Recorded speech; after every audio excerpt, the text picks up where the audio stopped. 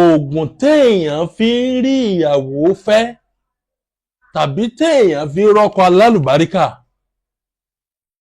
Ṣé rí àtọkùnrin àtobìnrin lóògùn yìí ṣiṣẹ́ fún? Ọ̀hún wọ́kọ ó ṣiṣẹ́ fún ọ, ọ̀hún wáyàwó ó ṣiṣẹ́ fún ọ.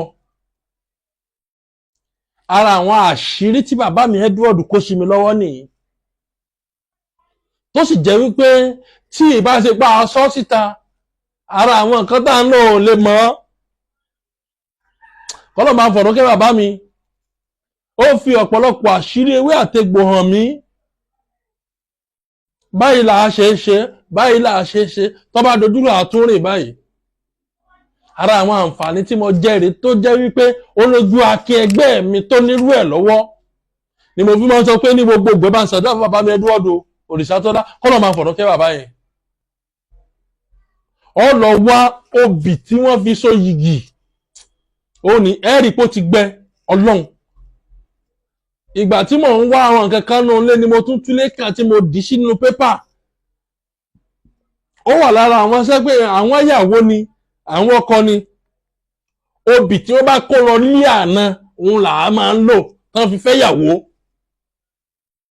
Ó ní Ọlọ́run, mo búra pẹ̀lú ọkọ Ọlọ́run ni, I swear within me and God, obì tí wọ́n kó lọ ní àná ni, kìí ṣe pé akànlọ́ owó bì kan tó ti gbẹ ara o, obì tí wọ́n fi so yìgì ẹnìkan ni.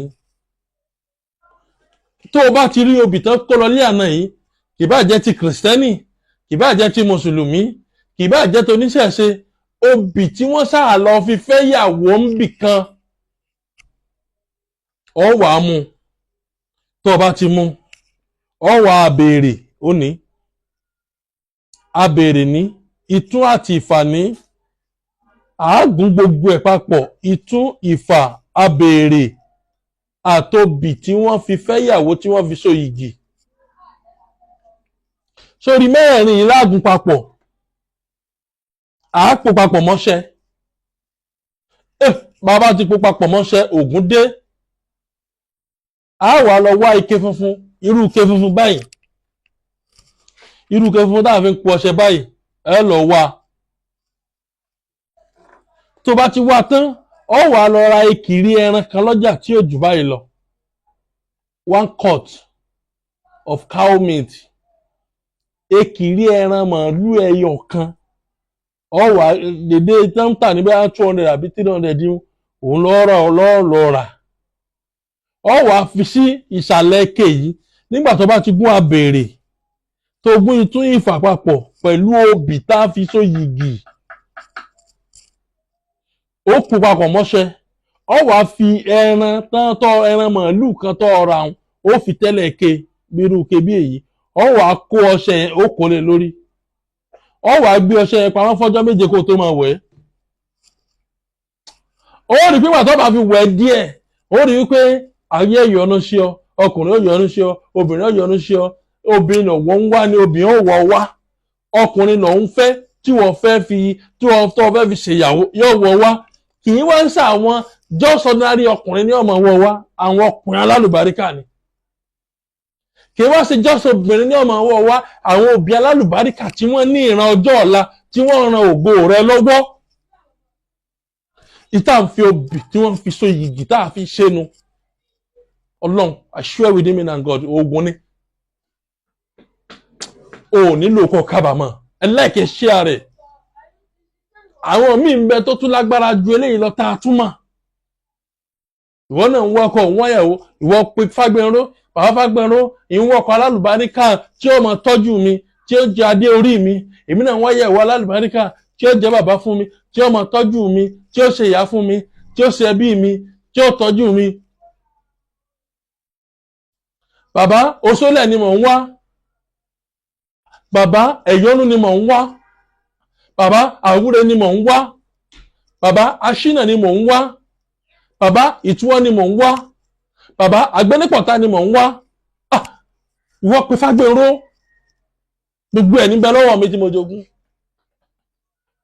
Ọ̀nà àti ìlà òjì náà àti bá èèyàn tọmọ ọ̀nà téèyàn fi ń là òun ló le. Ẹlòmíì ti ṣògùn tẹ̀ ní owó òṣògùn wọn torí òògùn ọ̀jẹ́ fún òun o ò tí ì bá áńgẹ́lì rẹ pàdé ni o ò tí ì bá wòlíì rẹ pàdé ni o ò tí ì bá fà rẹ pàdé ni o ò tí ì bólógùn rẹ pàdé ni ìwọ pé Fágbénró ọmọ wípé ara àwọn tí Ọlọ́run gbé ètò ayé lé lọ́wọ́ lásìkò yìí ní Fágbénró ọmọ Òrìṣàtọ́lá wà àpèsè gbogbo ológun àgbáyé ọ̀rọ̀ nǹkan tó fi hàn jẹ́ oyè àpèsè o àṣìṣe débẹ̀ ni